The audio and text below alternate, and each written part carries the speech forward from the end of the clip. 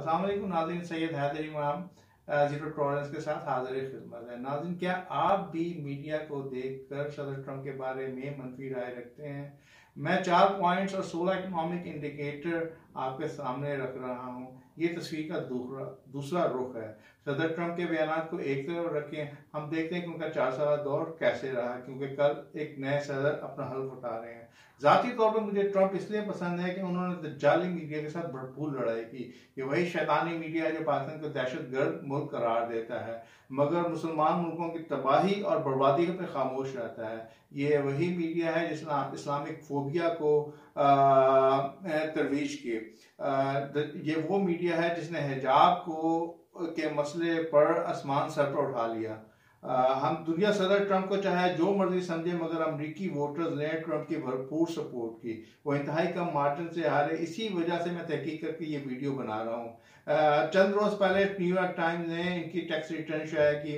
Pfizer company ने जो अपनी कोविड वैक्सीनेशन का ऐलान इलेक्शन के महज चंद रोज बाद किया, इसके असरात इलेक्शन पर देखने को मिले। ये हकीकत अब रिकॉर्ड का हिस्सा है कि सदर ओबामा के दौर में अमेरिका हर रोज हालत जंग में था। इलेक्शन जीतने के से पहले ओबामा ने उसामा को पकड़ने का ड्रामा रचाया। मुसलमान मुल्क में खून की होली खेली गई। डेमोक्रेटिक पार्टी ने अवाम का एतमाद खो दिया था। इस तरह डेमोक्रेटिक काले अहद का खात्मा हुआ। अगर ओबामा एक कामयाब लीडर थे तो फिर सदर ट्रंप कैसे जीते? सदर ट्रंप के दौर में मुसलमान ममालिक अमेरिका के शर से महफूज रहे। ये दूसरा अहम पॉइंट है जो हमें समझना चाहिए। अब देखते हैं कि कनाडा वाले भी बड़े पुरजोश थे बाइडन की जीत पर। बाइडन ने 2 दिन पहले ही कनाडा को $9 अरब का जो उनका कीस्टोन पाइपलाइन है उसे खत्म करने का ऐलान कर दिया।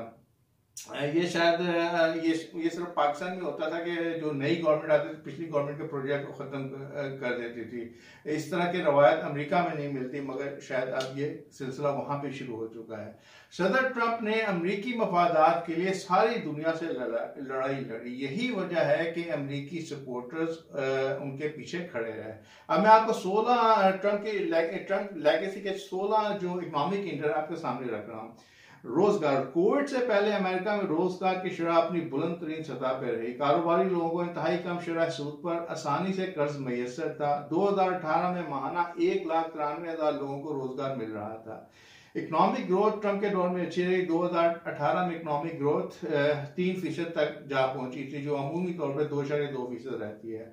2019 में बेरोजगारी की शरह 3.5% तक आ गई थी। कालों में बेरोजगारी की शरह भी तारीखी कम तरीन लेवल यानी 5.4% थी। मिडिल क्लास इनकम में हर साल इजाफा रिकॉर्ड देखा गया। $55,000 से ये $63,000 तक जा पहुंचा।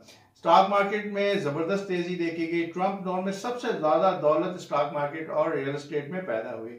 सदर ट्रंप के दौर में फूड सिस्टम में रिकॉर्ड गिरावट देखी गई, क्योंकि रोजगार की शरह अपनी बुलंदतरीन सतह पर थी। 2018 में मैन्युफैक्चरिंग के शोबे में तारीख साज तेजी देखी गई। कम शरह सूद की वजह से रियल एस्टेट में बहुत ज्यादा इजाफा रिकॉर्ड किया गया। तरक्की के साथ कौमी कर्जे भी यकसा रफ्तार से बढ़ते गए। कंज्यूमर कॉन्फिडेंस यानी सार्फ के एतमाद में इजाफा देखा गया। लोगों की वेजेस में इजाफा रिकॉर्ड किया गया। गैस यानी तेल की कीमतें अपनी कम तरीन सतह पर रही। बिजनेस इन्वेस्टमेंट में इजाफा देखा गया। सदर ट्रंप के दौर में ट्रेड डेफिसिट में भी कमी देखने को मिली। नाज़रीन, किसी भी हेड ऑफ स्टेट की कारकर्दगी को जानने के लिए ये इंडिकेटर्स होते हैं। उम्मीद है कि आपको ये वीडियो मालूमाती लगी होगी। जज़ाकल्लाह खैर।